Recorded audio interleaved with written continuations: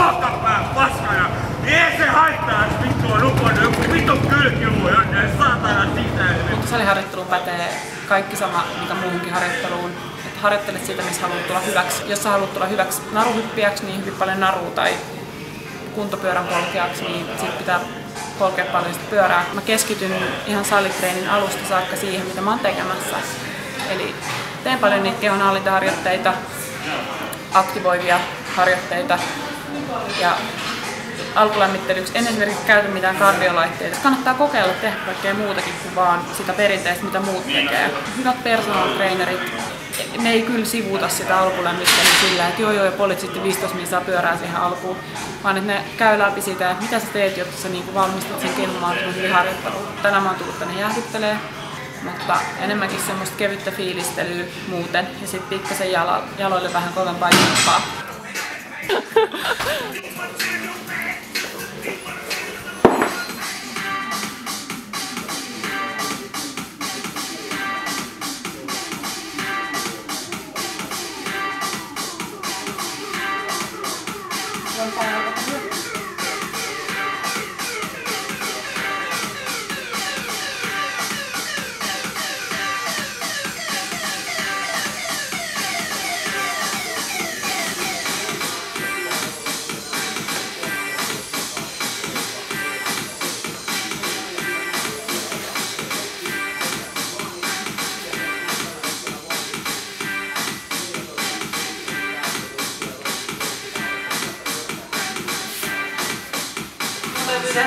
Aina ennen salitreeniä tai sen aikana niin mä pyrin tekemään niitä harjoituksia, kun fysioterapeutti on määrännyt, että miten tavallaan siihen siihen hallintaan yhdistetään sitten, mikä on tällä hetkellä työn alla, on mun etusääden treenaaminen.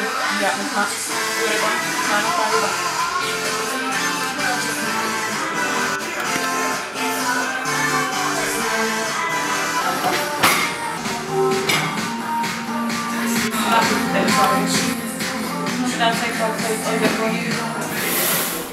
Onko liian helppo nyt?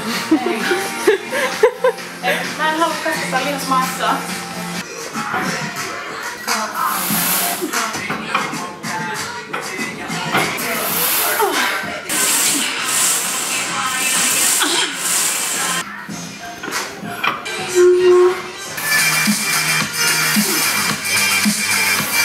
Sarjoja. Ha?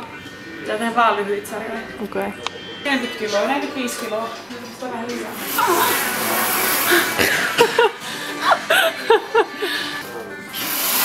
Viiden ja puolen kilon tanko. Hei. Jos ei tälläkään hetkellä ole kauhean paljon painoa. Onhan tää salitreenaus nyt ihan hirveätä sähellystä. Lyöntiharjoitteita. Tässä näkyy hyvin tää salin kahtiajakoisuus. Täällä toisella puolella niin treenaa tietynlaiset ihmiset ja sitten tuolla on tosi miehet treenaamassa tuolta. Ne mennään kaikki näyttää siltä.